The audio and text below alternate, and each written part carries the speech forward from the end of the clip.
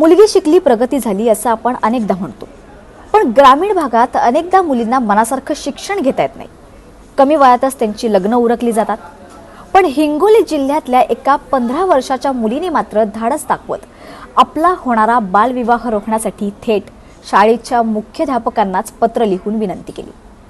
मला शिकायचंय, पण घरच्यांनी माझं लग्न 25 वर्षीय मुलाशी ठरवलंय. मला आत्ताच लग्न करायचं नाहीये, माझं लग्न थांबवा, अशा आर्त आशयाचं पत्र तिने आपल्या शाळेच्या मुख्याध्यापकांना लिहिलं. आणि मुख्याध्यापकांनी पण तत्परता दाखवून होणारा हा बालविवाह रोखण्यासंदर्भात ग्रामस्तरीय बाल संरक्षण समितीला कळवलंय. आज बाल संरक्षण समिती आणि महिला बाल विकास विभागाच्या चाइल्ड हेल्पलाईननी या मुलीच्या कुटुंबियांची भेट घेतली आहे. त्यांचं समुपदेशन केलंय. सध्या ही मुलगी 10वीच्या वर्गात शिकते आणि तिची सराव परीक्षा पण सुरू आहे. प्रशासन बालविवाह रोखण्यासंदर्भात गावागावात जाऊन जनजागृती करतात. या जनजागृतीमुळे आणि शिक्षणाच्या लागलेल्या गोडीमुळे या मुलीने घरच्यांच्या विरोधात जात धाडस दाखवलं. मुख्याध्यापकांना ही बाब कळवल्यामुळे हा होणारा बालविवाह रोखण्यासाठी मदत झाली.